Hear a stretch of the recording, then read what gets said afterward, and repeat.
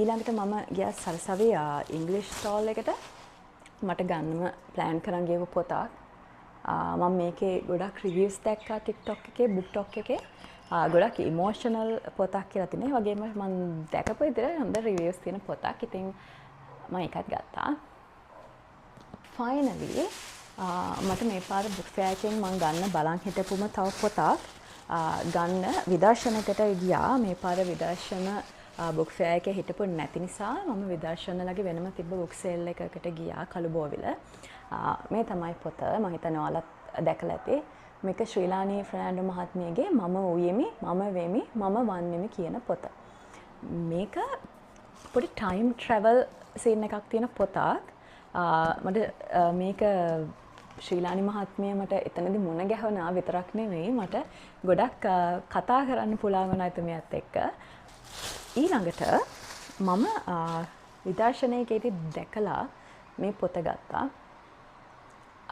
මේක ගාබ්‍රියෙල් ගාර්සියා මාකේස්ගේ කර්නල් සහ එරෙන්දිරා කියන පොත. මේකේ තියෙන ෂෝට් ස්ටෝරිස් දෙකක්. මම මේක නම් ඔල්රෙඩි කියවලා ඉවරයි. ඒක ගත පහවදාම කියවුවා. මේක I don't know. මේ පොත ට්‍රාන්ස්ලේට් කරලා තියෙන්නේ ජානකි නිමාන්කඩ මහත්මයා. මට විදර්ශනයේදී එතුමාව හම්බුණා. හම්බෙලා මම ෆොටෝ එකකුත් ගත්තා. හැබැයි මට සයින් එකක් ගන්න බැරි වුණා ළමයි.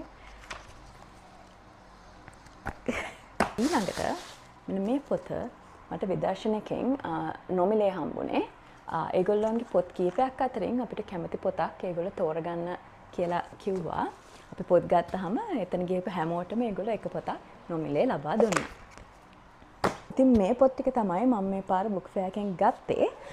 මම ප්ලෑන් කරන් ගියේ පොත් 5ක් ගන්න. මම බජට් එක හදාගෙන ගියේ.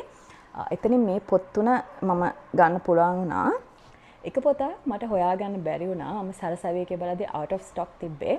අනිත් පොත මම ඒ වෙනුවට මේ බාගෙන් පොත් ටික ගත්තා. ඊළඟට මට සිංහල novels ගොඩක් ගන්න පුළුවන් වුණා. සෑහෙන කාලයක් මම සිංහල novels කියවන එක නතර කරලා හිටියා. ඊට පස්සේ මට මෑතකදී තේරුණා මට ගොඩක් හොඳ පොත් ගොඩක් මිස් වෙලා තියෙනවා කියලා. ඉතින් මම දැන් ටික ටික ආපහු සිංහල novels එකතු කරගෙන යනවා. ඉතින් ඔයාලත් කියවපු ලස්සන සිංහල novels තියෙනවා නම් මට recommend කරගෙන යන්න. එහෙමනම් ඉතින් මේ ගත්ත පොත් ටික ඊළඟ බුක් ෆෙයාර් එක එන්න කලින් කියවලා රස විඳලා ඉවර කරන්න තමයි දැන් තියෙන්නේ.